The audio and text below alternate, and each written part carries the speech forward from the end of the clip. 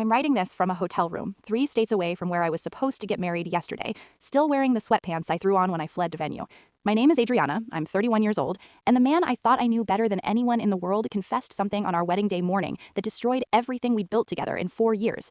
Marcus and I met at a professional conference in Atlanta, where we were both presenting on marketing strategies. He was brilliant and charming, making everyone in his session laugh while delivering genuinely insightful content about digital branding. We grabbed coffee after our respective panels and talked for 3 hours straight about everything from work to family to our shared obsession with true crime podcasts. We started a long-distance relationship since Marcus lived in Boston and I was in Denver. For the first year, we saw each other every few weeks, taking turns flying back and forth and exploring each other's cities. Marcus was thoughtful and romantic, always planning interesting dates and remembering small details about my preferences.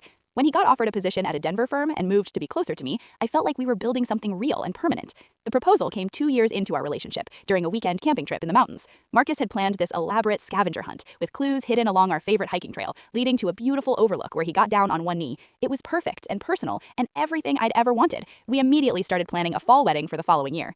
Meeting Marcus's family had been slightly odd, but not alarming. He said his parents were divorced and didn't speak to each other, so we'd need to meet them separately. His mother, Linda, lived in Portland and was lovely when we visited, a retired teacher who showed me photo albums from Marcus's childhood. His father, Robert, lived in Miami, and we'd only met him once briefly when he was passing through Denver on business. Marcus said his dad traveled constantly for work and wasn't great at staying in touch.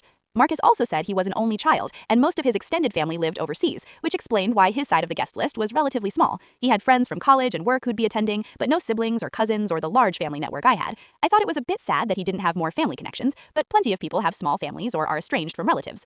The wedding planning process was mostly smooth. We'd booked a beautiful venue in the mountains, hired excellent vendors, and everything was coming together exactly as we'd envisioned. Marcus was involved and helpful, giving his input on decisions and genuinely excited about our upcoming marriage. My family loved him, and my friends all said I was lucky to have found someone so kind and attentive. The only slightly strange thing was that Marcus was weirdly private about certain aspects of his life. He didn't like me connecting with his work colleagues on social media, saying he preferred to keep his professional and personal lives separate. He was vague about his college years, saying he'd gone to several different schools before settling down and didn't stay in touch with many people from that time. He paid for everything in cash whenever possible and said he was trying to be more mindful about spending. None of these things seemed like major red flags at the time. Everyone has quirks and preferences about privacy. Marcus had never given me reason to distrust him. He was consistent, reliable, and present in our... Click below to listen to full story.